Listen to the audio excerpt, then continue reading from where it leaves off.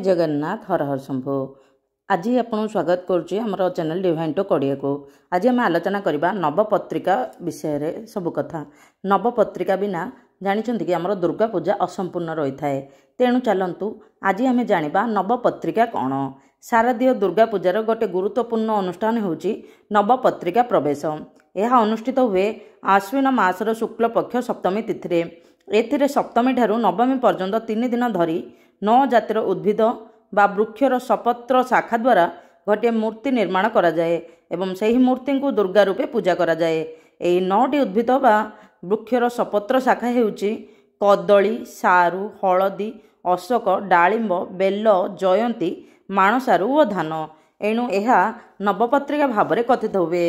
यह हूँ मातृशक्तिर 9टी प्रतीक। मातृशक्तिर 9टी प्रतीक रूपे जो 9टी उद्भिदर सपत्र माने पत्र और शाखा व्यवहार हुए सेगुड़िक है कदली, सारू, हलदी, अशोक, डालिंब, बेल, जयंती, माणसारू और धान। ए सबू गुड़ाक आमर शरीर पर भी बहुत भल से आम जीवन में नुआ संचार नुआ शक्ति खेले जाए बोली विश्वास अच्छी। तेणु जेपरी माँ आसिले आम हृदय रे नुआ शक्ति संभार हुए सेहीपरि एही सबू गुड़ाकर सम्मिश्रण को मातृशक्तिर प्रतीक कहा जाए। एथि मध्यरु मुख्य होची रंभा बा कदली गछ। यह हूँ ब्राह्मणींकर प्रतीक होइतिबा बेले सारू गछ होउचंदी कालिकांकर प्रतीक।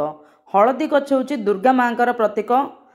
सारू गछ होउची कालिका मांकर, हलदी गछ दुर्गा मांकर, जयंती शाखा होउची कार्तिका मांकर, जुग्म फलयुक्त बिल्व शाखा होउचंदी शिवांकर, शिवा मांकर डालिंब शाखा होउचंदी रक्तदंतिका मांकर, अशोक शाखा होउची शोक रहिता मांकर, माणसारू गछ होउची चामुंडा मांकर और धान गछ होउची लक्ष्मी मांकर प्रतीक, ब्राह्मणी मांकर प्रतीक। कदली देखंतु ए सब गुड़ाक आम शरीर जहाँ जहाँ सहित तुलनीय से सब गुड़ाक अच्छी। एथि मध्यरु सारू, हलदी, माणसारू और धान गछ को एवं जयंती, डालिंब, अशोकर सपत्र शाखा को अपराजिता लता व हलदी मखा सूता द्वारा कदली गछ सहित बांधि दि जाए। जुग्म फलयुक्त बेलर सपत्र शाखा को कदली गछर बक्ष देश में बांधि दि जाए। ताहाकु देवींकर स्तन रूपे कल्पना करा जाए। सेही कदली गछ को विधि अनुसार स्नान करा जाए शाढ़ी पिंधाई दि जाए। एही मूर्ति दुर्गांकर प्रतिरूप भाव में कल्पित हुअंती। एथुरु आमको कौन शिक्षा मिले?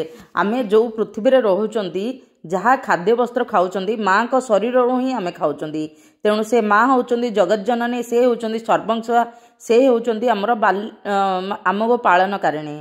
सी ही अन्न देले आमे खाआंती। सी होउचंदी अन्नपूर्णा, से होउचंदी सबकिछि। से होउचंदी शक्तिर प्रतीक, से होउचंदी धनर प्रतीक, से होउचंदी मातृरूपिणा, से होउचंदी शक्ति रूपिणा, से होउचंदी सबकिछि। से किपरि आमको खाद्य वस्त्र दबा पई पृथ्वी रे सबु शस्य रूप रे प्रतिफलित हुअंती। सी होउचंदी सबकिछि। एही मूर्ति दुर्गांकर प्रतिरूप भाव में कल्पित हुअंती। एपरिक मृण्मयी दुर्गा मूर्ति पूजा स्थल मध्य गणेशଙ୍କ निकटरे ताहाकु स्थापना करा जाए। तत्ववित् मानक मतरे या धरित्री देवी बा शस्यमयी मातृमूर्तिंकर उपासना। एही मातृ उपासना दिने थिला कृषिकारी समाजर सर्वजनीन पर्व, किंतु लक्ष्य करा जाए एही शस्यमयी मातृमूर्तिकार उपासना क्रमे गौण्य हो जाइछि। ताहार स्थान नैछि मृण्मयी दानव दलिनी मूर्ति। देखिले तो आमर माँ कर नवपत्रिका कौन माने नवपत्रिका हूँ माँ कर स्वरूप ही। यही गछ गुड़ाकर जहाँ पत्र होची से सबू माँ कर स्वरूप। जेपरी यही सबू गछ गुड़ाकर जहाँ शस्य सारा आमर हृदय को मन को आम देह को उत्फुल्लित करे, सुस्थ सबल करे, सेहीपरि माँ स्नेहधारा जेपरी आमर हृदय मन वाक्य वो आमर मन को पवित्र करे, आमर आत्मा को पवित्र करे, आमको शक्ति दे थाए। ये सब होउचंदी माँ कर प्रतीक। तार अर्थ ये डायरेक्टली किंबा इनडायरेक्टली कह जाइछि माँ होउचंदी ये सर्व सृष्टिर संहार। ए सबू होउचंदी आमे जा खाद्य वस्त्र ग्रहण करचंदी ता माँ का दयारु ही होउची। माँ होउचंदी बहुत करुणामयी। तेणु आमर प्रकृति को एठी माँ को रूप में कल्पना करा जाइछि। प्रकृति ही सी होउचंदी दुर्गा माँ, से होउचंदी शक्ति, से होउचंदी अन्नदात्री सबकिछि। एठी आमर नवपत्रिकार प्रकृत परिचय होउची माँ। माँ होउचंदी नवपत्रिकार ପରିଚୟ, ମାଆଙ୍କର ଶରୀର ଯେପରି ଆମେ ସବୁକିଛି ଖାଦ୍ୟ ବସ୍ତ୍ର ଆମକୁ ଯୋଗାଇ ଦେଇଥାଏ, ସେ ସବୁକୁ ଗୋଟେ ତୁଳନାତ୍ମକ ପ୍ରକ୍ରିୟାରେ ଆମକୁ ସମସ୍ତଙ୍କୁ ଦେଖାଇ ଦେବା ପାଇଁ ଏହି ନବପତ୍ରିକା ପୂଜା ହେଉଛି। ନବପତ୍ରିକା ପୂଜା ବିନା ଦଶହରା ଅସମ୍ପୂର୍ଣ୍ଣ। ତେଣୁ କିପରି ଆମର ଧରଣୀରେ ଶସ୍ୟ ଶ୍ୟାମଳା ଓ ବୃକ୍ଷଲତା ବିନା ଆମର ମନୁଷ୍ୟ ହୀନ, ମାନେ ମନୁଷ୍ୟର ମୂଲ୍ୟ ହିଁ କିଛି ନାହିଁ, ମନୁଷ୍ୟ ବଞ୍ଚିବା ଅସମ୍ଭବ। ସେହିପରି ପ୍ରକୃତିକୁ ଏଇଠି ପ୍ରକୃତିକୁ ଅଧିକ ଗୁରୁତ୍ୱ ଦିଆଯାଇଛି। ପ୍ରକୃତିର ସୁରକ୍ଷା ବିନା ଆମର ସୁରକ୍ଷା ଅସମ୍ଭବ। ସେଇ ହେଉଛି ନବପତ୍ରିକା ପୂଜାର ଆଧୁନିକ ଗବେଷଣା। ଜୟ ମା ଦୁର୍ଗାଙ୍କର ଜୟ ହେଉ। ଆମେ ଆଲୋଚନା କରିବା ସନ୍ଧି ପୂଜା କ'ଣ। ଯାହା ବି ହେଉଛି ଦୁର୍ଗାଷ୍ଟମୀରେ ସନ୍ଧି ପୂଜା ଆପଣମାନେ ଶୁଣିଥିବେ। ଆମେ ତ ବି ପିଲାବେଳୁ ବହୁତ ଶୁଣି ଆସିଥିଲୁ। ସନ୍ଧି ପୂଜାକୁ ସମସ୍ତେ ବହୁତ ମାନେ ଡର ସହକାରେ ମାନେ ଦେଖନ୍ତି। ସନ୍ଧି ପୂଜାକୁ ମାନେ କିଛି ଜଣ କହନ୍ତି ବହୁତ ଖତରନାକ ବୋଲି। ହଁ, ଏହି ସନ୍ଧି ପୂଜା ସମୟରେ ସାଧକମାନଙ୍କର ସିଦ୍ଧିପ୍ରାପ୍ତି ପାଇଁ ପ୍ରକୃଷ୍ଟ ସମୟ। ସାଧକମାନଙ୍କ କଥାକୁ ବାଦ ଦେଇଦେଲେ ବି ଆମ ନର୍ମାଲ ଗୃହସ୍ଥମାନଙ୍କ ପାଇଁ ମଧ୍ୟ ସନ୍ଧି ପୂଜା ବିଶେଷ ମାୟନା ରଖେ। ଚାଲନ୍ତୁ ଏବେ ଜାଣିବା ସନ୍ଧି ପୂଜା କ'ଣ। ଅଷ୍ଟମୀ ଓ ନବମୀ ତିଥିର ମଧ୍ୟଭାଗକୁ, ମାନେ ଅଷ୍ଟମୀ ସରି ସରି ଆସିଥିବ ଓ ନବମୀ ଆରମ୍ଭ ହେଉଥିବ, ସେହି ସମୟର ପୂଜାକୁ ସନ୍ଧି ପୂଜା କୁହାଯାଏ। ସେହି ସମୟ ମାନେ ପାର୍ଟିକୁଲାରଲି ସେହି ସମୟରେ ଯାହା ପୂଜା କରାଯାଏ, ମା ବହୁତ ଖୁସି ହୁଅନ୍ତି ବୋଲି ବିଶ୍ୱାସ ଅଛି। କାରଣ ସେହି ସମୟରେ ମାନେ କିଛି ମତଭେଦ ଅନୁସାରେ ସେହି ସମୟରେ ମା ମହିଷାସୁରଙ୍କୁ ବଧ କରିଥିଲେ ବୋଲି ବିଶ୍ୱାସ ଅଛି। କିନ୍ତୁ ଆଉ କିଛି ଜାଗାରେ ଏହି କଥା ବି କୁହାଯାଉଛି, ସେହି ସନ୍ଧି ସମୟରେ ମାଙ୍କୁ ସମସ୍ତଙ୍କ ଠାରୁ ଶକ୍ତି ମିଳିଥିଲା। ସବୁ ଦେବାଦେବୀ ଶକ୍ତି ଦାନ କରିଥିଲେ ମାନେ ମହିଷାସୁରକୁ ବଧ କରିବା ପାଇଁ। କିଛି ଲୋକ ଭାବନ୍ତି ଯେ ମା ଦୁର୍ଗା ମହିଷାସୁରକୁ ଦଶମୀରେ ବଧ କରିଥିଲେ, କିନ୍ତୁ ଓଡ଼ିଆ ଘରର ଲୋକକଥା ଓ ପୁରାଣ ଅନୁସାରେ ସନ୍ଧି ପୂଜା ପରେ ସେ ମହିଷାସୁରକୁ ନାଶ କରିଥିଲେ। ଏହି ସନ୍ଧି ପୂଜା ଅଷ୍ଟମୀ ଓ ନବମୀ ଦିନର ମଧ୍ୟ ସମୟ ବା ସନ୍ଧି ସମୟ। ବିଶ୍ୱାସ କରାଯାଏ ଯେ ସେହି ସମୟରେ ମା ଦୁର୍ଗା ସମସ୍ତ ଦେବାଦେବୀଠାରୁ ଶକ୍ତି ପ୍ରାପ୍ତ ହୋଇଥିଲେ। ପରେ ମାତା ଦୁର୍ଗା ଏବଂ ମହିଷାସୁର ମଧ୍ୟରେ ପ୍ରବଳ ଯୁଦ୍ଧ ହୋଇଥିଲା। ସେହି ସମୟରେ ଚଣ୍ଡ ଏବଂ ମୁଣ୍ଡ ନାମକ ଦୁଇ ରାକ୍ଷସ ମାତା ଚାମୁଣ୍ଡାଙ୍କ ପିଠିକୁ ଆକ୍ରମଣ କରିଥିଲେ। କ୍ରୋଧରେ ମାତାଙ୍କ ମୁହଁ ନୀଳ ହୋଇଯାଇଥିଲା। ପରେ ମାତା ଦୁର୍ଗା ତୃତୀୟ ଆଖି ଖୋଲିଥିଲେ। ମାତା ଦୁର୍ଗାଙ୍କ ରୂପ ଚାମୁଣ୍ଡା ଦେବୀକୁ ବଦଳିଗଲା। ପରେ ମା ଚଣ୍ଡ ଓ ମୁଣ୍ଡକୁ ହତ୍ୟା କରିଥିଲେ। ଚାମୁଣ୍ଡା ରୂପ ନେଇ ମା ଦୁର୍ଗାଙ୍କ ସମ୍ମାନାର୍ଥେ ଏହି ସନ୍ଧି ପୂଜା କରାଯାଏ ବୋଲି କେଉଁ ଆବାହନ କାଳରୁ ବିଶ୍ୱାସ ଅଛି। ଏହି ସନ୍ଧି ପୂଜାରେ ଆମେ ମାଙ୍କୁ ନିଶ୍ଚିତ ଭାବରେ ପୂଜା କରିବା ନିହାତି ଦରକାର। ଏହି ସମୟରେ ଯଦି ଆମେ ମାଙ୍କୁ ମାନେ ଦେଖନ୍ତୁ ମାଙ୍କର ବନ୍ଦନା କରିବା, ମା ନିଶ୍ଚିତ ଭାବରେ ଖୁସି ହେବେ। ଆଉ ଗୋଟେ କଥା ଅନୁସାରେ ଏହି ସନ୍ଧି ପୂଜା ସମୟରେ ମା ପୃଥିବୀରେ ବୁଲୁଥାନ୍ତି। ସେହି ସମୟରେ ସିନା ଚଣ୍ଡ ଚାମୁଣ୍ଡାଙ୍କୁ ବଧ କରିଥିଲେ। ଏହି ସମୟରେ ମାନେ ସବୁବେଳେ ଯେଉଁ ଦୁର୍ଗାଷ୍ଟମୀ ଆସୁଛି, ଅଷ୍ଟମୀ ଓ ନବମୀ ତିଥିର ସେହି ସନ୍ଧି ମୁହୂର୍ତ୍ତରେ ମା ପୃଥିବୀରେ ବିଚରଣ କରୁଛନ୍ତି ବୋଲି ବିଶ୍ୱାସ ଅଛି। ତ ସେହି ସମୟରେ ଯଦି ଆମେ ମାଙ୍କୁ ପୂଜା କରିବା, ମାଙ୍କୁ ପ୍ରାର୍ଥନା କରିବା, ତ ବହୁତ ଶୁଭ, ମା ଆଶୀର୍ବାଦ ଦିଅନ୍ତି ବୋଲି ବିଶ୍ୱାସ ଅଛି। ତେଣୁ ଆମେ ନର୍ମାଲ ଗୃହସ୍ଥମାନେ ଏହି ସମୟରେ ମାଙ୍କୁ ନିଶ୍ଚିତ ଭାବରେ ପୂଜା କରିବା ନିହାତି ଦରକାର। ଏହି ସମୟରେ ଯଦି ପୂଜା କରିବା, ମା ସନ୍ତୁଷ୍ଟ ହୋଇକି ଆଶୀର୍ବାଦ ଦିଅନ୍ତି ବୋଲି ବିଶ୍ୱାସ ଅଛି।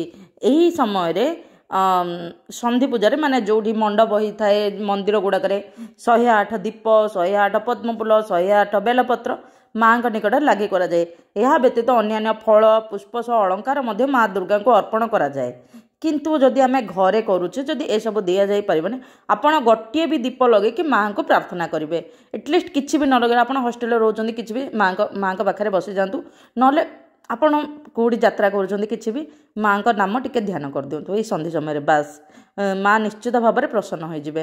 ମାନେ କାରଣ ଏହି ସମୟରେ ମା ପୃଥିବୀରେ ବିଚରଣ କରିଥାନ୍ତି। ମୋ ଭକ୍ତମାନେ କିଏ ମୋତେ ମନେ ପକାଉଛନ୍ତି କି କ'ଣ, ଯଦି ଆମେ ସେହି ସମୟରେ ମାଙ୍କୁ ଟିକେ ମନେ ପକାଇଦେବା, ମା ନିଶ୍ଚିତ ଭାବରେ ଖୁସି ହୋଇଯିବେ। ସିଏ ତ ମା, ସିଏ ତ ବାତ୍ସଲ୍ୟ ମମତା ପାଇଁ ଧରଣୀ ପୃଷ୍ଠକୁ ଆସୁଛନ୍ତି, ବାତ୍ସଲ୍ୟ ମମତା ଘେନି ଆସୁଛନ୍ତି। ଆମେ ସନ୍ତାନମାନେ ତାଙ୍କୁ ଟିକେ ପ୍ରାର୍ଥନା କରିଦେଲେ ସେ ନିଶ୍ଚିତ ଭାବେ ଖୁସି ହେବେ ଓ ଆମକୁ ଆଶୀର୍ବାଦ ଦେବେ। ଏହି ହେଉଛି ସନ୍ଧି ପୂଜାର କଥା। ସନ୍ଧି ପୂଜା ତାନ୍ତ୍ରିକମାନଙ୍କ ପାଇଁ ଯେତିକି ଇମ୍ପୋର୍ଟାଣ୍ଟ, ଆମ ନର୍ମାଲ ଗୃହସ୍ଥମାନଙ୍କ ପାଇଁ ମଧ୍ୟ ଇମ୍ପୋର୍ଟାଣ୍ଟ। ଏହି ସନ୍ଧି ପୂଜା ସମୟରେ ହିଁ ବହୁତ ଖତରନାକ କାମ ହୁଏ। ତେଣୁ ବାହାରେ ଏକୁଟିଆ ବୁଲିବା निछाटिया जगार रहिबा एही समय उचित नुह। तेणु आपण जेतेबेले भी संधि पूजा समय माँ को मूर्ति पाखरे किंबा घरे समस्त मिसिकी माँ को प्रार्थना करबा निहाती दरकार।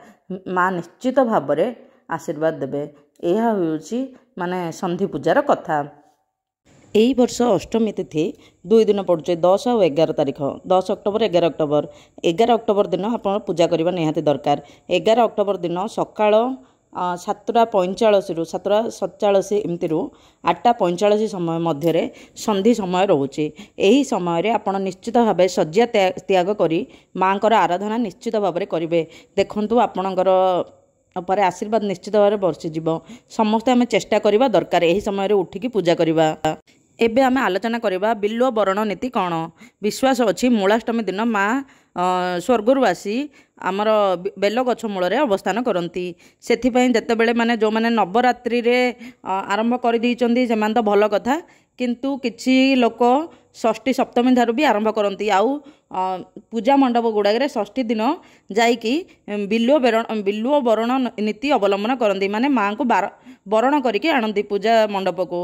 आपण जदि नवरात्रि आरंभ भी करुँच षष्ठी दिन आपण सेमतियार नीति करवा निहाती दरकार। जदि भी न करुँच आपण माँ को ध्यान करदे यथेष्ट। कारण माँ आम सबकि बुझीपारती। आम होचंदी नॉर्मल गृहस्थ लोक। आम केवल माँ को ध्यान कले भी माँ बहुत खुशी हे। यही कली जुगे नाम यज्ञ ही एकमात्र यज्ञ जो थे काय मन वाक्य जदि माँ को नाम नवा तथापि भी माँ खुशी हे। यही कली जुगे आम केवल नाम नहीं आम पुण्यफल अर्जन करिपरिबा। कारण जदि आम शुद्ध मन में नाम नौचंदी आमर सबु पूर्वजन्मर पाप आमर ए प्रायश्चित अग्नि रे जली ध्वंस हो जाउची, दग्ध हो जाउची। तेबे माँ आमको कलई नेबे। आपन को जदि ये वीडियो भल लगिला निश्चित भाव लाइक शेयर एंड सब्सक्राइब करदेबे। एबे तो आम आलोचना कले संधि पूजा आउ बेल बरण नीति और नवपत्रिका कथा। यही तीनोटी बिना आमर दुर्गा अष्टमी पूजा असंपूर्ण होता है। तेणु जदि आपण दुर्गा अष्टमी व्रत करुचंती निश्चित भाव में ये तीनोटी प्रति ध्यान देबे। आमे तो घरे पूजा कले मंदिर तो ये सब हो जाए, किंतु आमे मने मने भगवानकर ये स्वरूप को आवाहन करने को पड़ो। निश्चित भाव में आमको फल मिल। आपन को जदि वीडियो भल लगिला निश्चित भाव लाइक शेयर एंड सब्सक्राइब करदे। कमेंट रे जय माँ दुर्गा कहीदेवे। हाँ आउ गोटे कथा, कन्या पूजन नीति बिना आमर दुर्गा पूजा असंभव असंपूर्ण। कारण माँ होउचंती कुमारी, माने कुमारी रूप में प्रथमे रामचंद्र को भगवान को दर्शन देइथिले।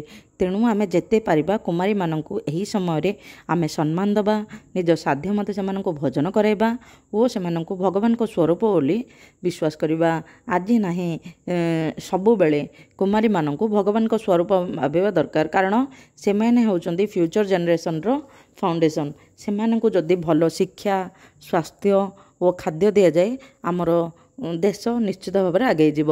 यह हूँ हिंदू संस्कृतिर एक महान वार्ता। झील मानू देवी हिसाब से गणना करा जाए। आपण देखिले तो छोट समस्त देहरे भगवान अच्छा। छोट झील को माने छोट पिला होउचंदी भगवान को स्वरूप। यही नवरात्रि आमको शिखाई दिए छोट छोट पिला केते निष्कलंक केते निष्कपट सेमानंक हृदय जहाँ आसिला माने से माने जदि हृदय खुशी हो गले माँ मध्य हृदय खुशी हो जाती। यही सब रहिला आमर दुर्गाष्टमी पूजा विधि कथा। निश्चित भाव में आपण दुर्गाष्टमी जदि व्रत करुथिबे आउ माने छोट झील मानक पूजा कुमारी पूजा किंबा कंजक कहती आपण घरे आणिक न कर सारे भी निज कि आश्रम थी ना कहीं थी को मंडप आपण किछि भी छोट चॉकलेट देदेवे ना से भल से कथा कहले भी यथेष्ट। आपण साध्य मते से अन्न भोजन कराइबे से किछि किछि देबे तो माँ निश्चित भाव में खुशी हेबे।